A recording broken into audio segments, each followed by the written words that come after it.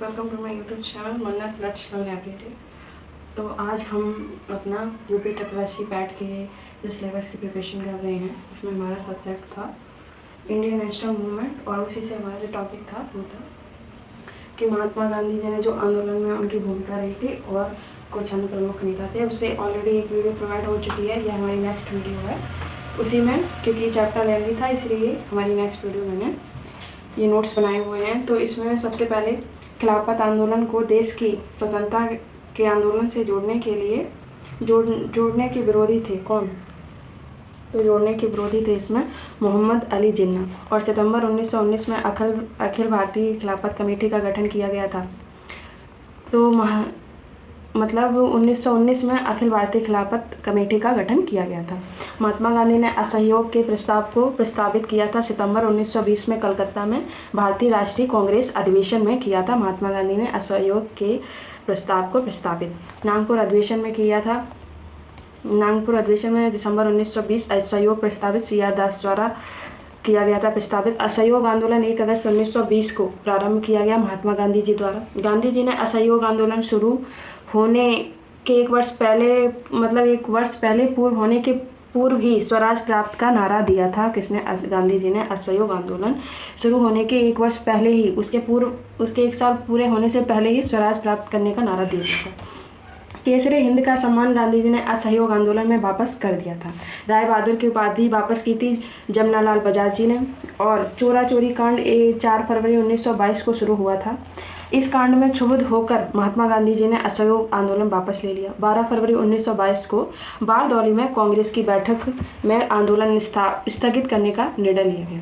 असहयोग आंदोलन के दौरान रविन्द्रनाथ टैगोर ने विदेशी वस्त्रों को जलाए जाने की अविवेकी या निष्ठुर बर्बादी कहलाया। उन्होंने कहा था कि ये अविवेकी या निष्ठुर बर्बादी कहलाया गया जब रविन्द्रनाथ टैगोर जी ने असहयोग आंदोलन के दौरान विदेशी वस्त्रों को जलाए जाने को उन्होंने कहा अविवेकी या निष्ठुर बर्बादी इस चीज़ को कहलाया गया। असहयोग आंदोलन 1920 और 22 के बीच काशी विद्यापीठ बनारस में वर्ष 1921 में, गुजरात विद्यापीठ अहमदाबाद में 1920 में तथा जामिया मिलिया इस्लामिया अलीगढ़ में 1920 में, जो बाद में दिल्ली चला गया, स्थापित हुए थे असहयोग आंदोलन के दौरान। स्वराज पार्टी की स्थापना किसने की थी? स्वराज पार्टी की स्थापना की थी मोतीलाल नेहरू जी ने 1923 जनवरी में की थी। इसके अध्यक्ष CR दास रहे थे और महासचिव कौन थे? मोतीलाल नेहरू ही थे जिन्होंने इसकी स्थापना की थी। सेंट्रल लेजिस्लेटिव असेंबली का अध्यक्ष 1925 में विठल भाई पटेल को चुना गया और देशबंधु के नाम से चित्तरंजन दास जी को जाना जाता है। इसमें नेक्स्ट है स्वराज आम जनता के लिए होना चाहिए, केवल वर्गों के लिए ये नहीं, ये चित्तरंजन दास जी ने कहा था। 16 दिसंबर 1922 को इंडिपेंडेंट पार्टी बनाने का निर्णय मदन मोहन मालवीय तथा मोतीलाल नेहरू ने लिया था। 1928 को इंडिपेंडेंस फॉर इंडिया लीग का गठन जवाहरलाल नेहरू तथा सुभाष चंद्र बोस ने मिलकर किया। वर्ष 1921 में कांग्रेस के अहमदाबाद अधिवेशन की अध्यक्षता CR दास जी ने की थी। इसके अध्यक्ष CR दास जी थे। 26 जनवरी 1930 को दिन पूर्ण स्वराज के रूप में मनाया जाता है। 26 जनवरी पूर्ण स्वतंत्रता दिवस के रूप में का दिन कहलाता है। दांडी मार्च 12 मार्च 1930 महात्मा गांधी जी द्वारा स्टार्ट किया गया। महात्मा गांधी ने साबरमती आश्रम अहमदाबाद से 78 चुने हुए साथियों के साथ सत्याग्रह के लिए कूच किया। 24 दिन की ये लंबी यात्रा रही। गांधी जी ने 6 अप्रैल 1930 को दांडी में नमक कानून भंग किया और औपचारिक रूप से सविनय अवज्ञा आंदोलन का शुभारंभ किया। सुभाष चंद्र बोस जी ने गांधी जी के दांडी मार्च की तुलना नेपोलियन के अल्वा से पेरिस मार्च से की थी। 5 मई 1930 को गिरफ्तार कर यर्दा जेल भेज दिया गया था गांधी जी को सविनय अवज्ञा आंदोलन के दौरान, और इनके स्थान पर अब्बास तैयब जी आंदोलन के नेता हुए। और जब ये भी गिरफ्तार हो गए थे तो उनके बाद जब अब्बास तैयब जी आंदोलन के नेता थे, जब महात्मा गांधी जी के बाद इन्होंने आंदोलन के नेता हुए, फिर जब ये गिरफ्तार हो गए तो इनके बाद श्रीमती सरोजिनी नायडू जी ने 21 मई 1930 को नमक गोदाम पर नेतृत्व किया। इस लोमहर्षक घटना का विवरण अमेरिकी पत्रकार बेब मिलर किसमें?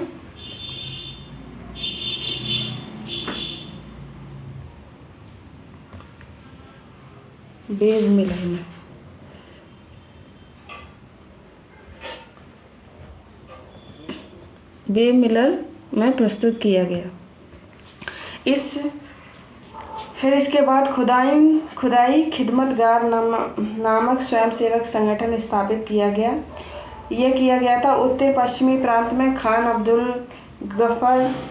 गफ्फार खां के नेतृत्व में। इन्हें लाल कुर्ती के नाम से भी जाना जाता है। सविनय अवज्ञा आंदोलन के दौरान मणिपुर की जनजातियों ने भी सक्रिय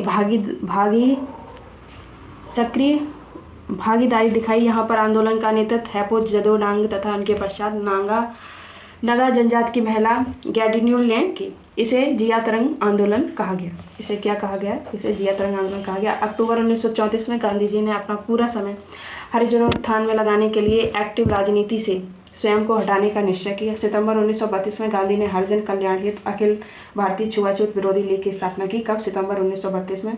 तथा हरिजन नामक साप्ताहिक पत्र का प्रकाशन भी गांधी जी द्वारा ही किया गया था।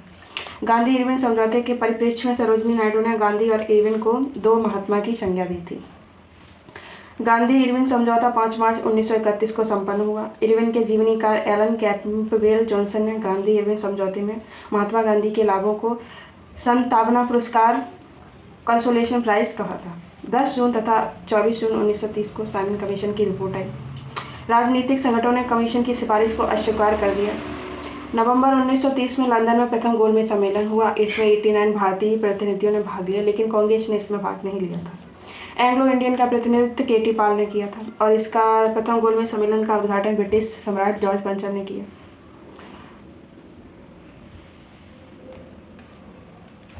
नवंबर 1930 में लंदन में प्रथम गोलमेज सम्मेलन हुआ। 89 भारतीय प्रतिनिधियों ने भाग लिया, लेकिन कांग्रेस ने इसमें भाग नहीं लिया था। एंग्लो इंडियन का प्रतिनिधित्व केटी पाल ने किया।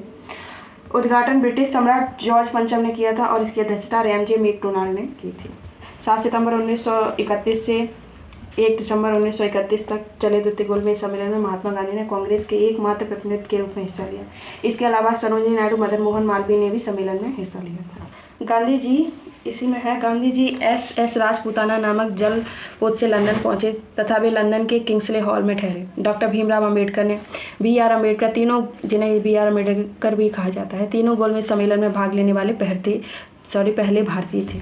लंदन में तीसरा गोलमेज सम्मेलन 17 दिसंबर 1932 से 24 दिसंबर 1932 तक चला। कांग्रेस ने सम्मेलन का बहिष्कार किया था। गांधी इरविन समझौते को मंजूरी देने के लिए, जिसे दिल्ली समझौता भी कहा गया, सरदार वल्लभ भाई पटेल की अध्यक्षता में 26 से 31 मार्च 1931 को कांग्रेस का कराची अधिवेशन हुआ। पहली बार कांग्रेस ने मौलिक अधिकारों और राष्ट्रीय कार्यक्रमों से समृद्ध प्रस्ताव पारित किया था। कहाँ पे? कराची में किया था पहली बार। इंपॉर्टेंट है ये। कांग्रेस अधिवेशन की अध्यक्षता वल्लभ भाई पटेल जी ने की। इसी अधिवेशन में कुछ लोगों के विरोध करने पर गांधी जी ने कहा था कि गांधी मर सकता है, लेकिन गांधी बात नहीं। वर्ष 1931 में राष्ट्रीय कांग्रेस के कराची अधिवेशन में पारित मूल अधिकारों तथा आर्थिक कार्यक्रमों पर संकल्प पंडित जवाहरलाल नेहरू ने प्रस्तावित किया था तथा M.N. राय ने इसमें सहयोगी की भूमिका निभाई। सुभाष चंद्र बोस ने भारतीय राष्ट्रीय कांग्रेस के कराची अधिवेशन को महात्मा गांधी की लोकप्रियता और सम्मान की पराकाष्ठा माना है।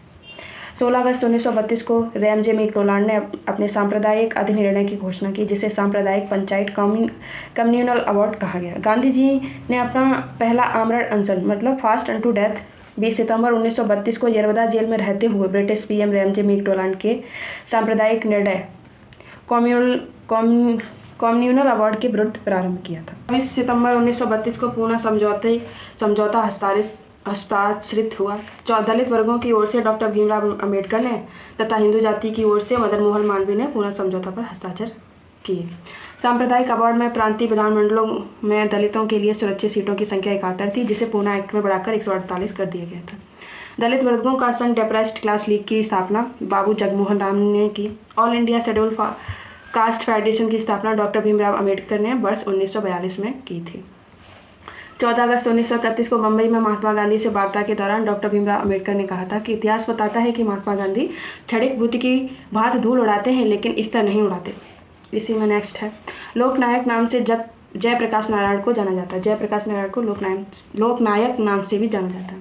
वर्ष 1935 के भारत सरकार अधिनियम के आधार पर फरवरी 1937 में प्रांतीय विधानमंडलों के चुनाव हुए, जिसमें कांग्रेस ने अपने प्रतिद्वंदी दलों का सफाया करते हुए 5 प्रांतों में मद्रास, बिहार, मध्य प्रांत, संयुक्त प्रांत तथा उड़ीसा में पूर्ण बहुमत प्राप्त किया। वर्ष 1937 में हुए चुनावों में गठित कांग्रेस मंत्रिमंडलों का कार्यकाल 28 माह था। कांग्रेस मंत्रिमंडलों के त्यागपत्र की खुशी में जिन्ना द्वारा भारत के सभी मुसलमानों से 22 सितंबर दिन शुक्रवार 1939 के दिन मुक्ति दिवस डे ऑफ डिलीवरेंस मनाने का आश्रय किया। वर्ष 1938 के कांग्रेस के हरिपुरा गुजरात अधिवेशन में सुभाष चंद्र बोस कांग्रेस की पहली बार अध्यक्ष निर्विरोध बने थे। वर्ष 1939 में त्रिपुटी संकट मध्य प्रदेश में जो हुआ था के बाद कांग्रेस की अध्यक्षता से त्यागपत्र के पश्चात सुभाष चंद्र बोस जी ने फॉरवर्ड ब्लॉक की स्थापना की। बटलर समिति का गठन वर्ष 1927 में किया। इसे भारतीय रियासत समिति भी कहते हैं। दिसंबर 1927 में अखिल भारतीय राजा जन कांग्रेस का आयोजन किया। All India status people conference, जिसे अखिल भारतीय राज्य जन कॉन्फ्रेंस कहा जाता है, इसका अध्यक्ष कौन था? तो जवाहरलाल नेहरू थे। भारतीय संघ में अधिकांश रजवाड़ों का विलय वर्ष 1947 में हुआ। 26 अक्टूबर 1947 को कश्मीर के महाराजा हरि सिंह ने भारत में विलय के लिए हस्ताक्षर पत्र किसे दिया था? तो वो पंडित PM थे उस टाइम पे, जवाहरलाल नेहरू को सौंपे थे। यथावत स्टैंड स्टिल समझौता 23 नवंबर 1947 को हैदराबाद रियासत एवं डोमिनियन ऑफ इंडिया के मध्य हस्ताक्षरित हुआ था। लॉर्ड लिनलिथगो ने 17 अक्टूबर 1929 को 1939 को भारत को जर्मनी के विरुद्ध युद्धाग्रस्त घोषित कर दिया। द्वितीय वर्ल्ड वॉर 1 सितंबर 1939 को जर्मनी के पोलैंड पर आक्रमण के साथ प्रारंभ हुआ था। 6 वर्षों बाद जापान के हिरोशिमा एवं नागासाकी पर अमेरिका द्वारा परमाणु बम गिराए जाने के बाद अगस्त 1945 में समाप्त हुआ था। इसी में नेक्स्ट पॉइंट है, विंस्टन चर्चिल द्वितीय विश्व युद्ध 1939 से 1945 के दौरान ब्रिटेन के प्रधानमंत्री थे। कौन? Winston Churchill. जब सेकंड वर्ल्ड वॉर चल रहा था उस दौरान ब्रिटेन के PM थे, तो ब्रिटेन के PM थे विंस्टन चर्चिल। सर्वोदय समाज की स्थापना विनोबा भावे जी द्वारा की गई। महात्मा गांधी ने क्रिप्स मिशन प्रस्ताव को उत्तर तिथि चेक की संज्ञा दी। कैम्ब्रिज विश्वविद्यालय के एक छात्र चौधरी रहमत अली ने वर्ष 1933 में पाकिस्तान शब्द का प्रयोग सर्वप्रथम नाउ और never are we to live और पेरिस फॉरएवर नाम से वितरित अपने पैम्फलेट में किया था। 22 से 24 मार्च 1940 मुस्लिम लीग अधिवेशन लाहौर हुआ, जिसकी अध्यक्षता मोहम्मद अली जिन्ना द्वारा की गई। एक मुस्लिम राष्ट्र पाकिस्तान की मांग जिन्ना द्वारा ही की गई। सरोजनी नायडू ने मोहम्मद अली जिन्ना को हिंदू मुस्लिम एकता का दूत कहा था। मोहम्मद इकबाल ने नेहरू से कहा था कि आप नेहरू मतलब आप राष्ट्रभक्त हैं, और जबकि जिन्ना एक राजनीतिज्ञ है। ये पंडित जवाहरलाल नेहरू से मोहम्मद इकबाल ने कहा था। तो हमारा आज का ये टॉपिक यहीं समाप्त होता है। आई होप गाइस आपको पसंद आया हो। Thank you so much guys for watching this video. और मिलते हैं हमारे नेक्स्ट भारतीय राष्ट्रीय आंदोलन से जो हमारा नेक्स्ट टॉपिक है उस पर। So thank you so much guys for watching this video.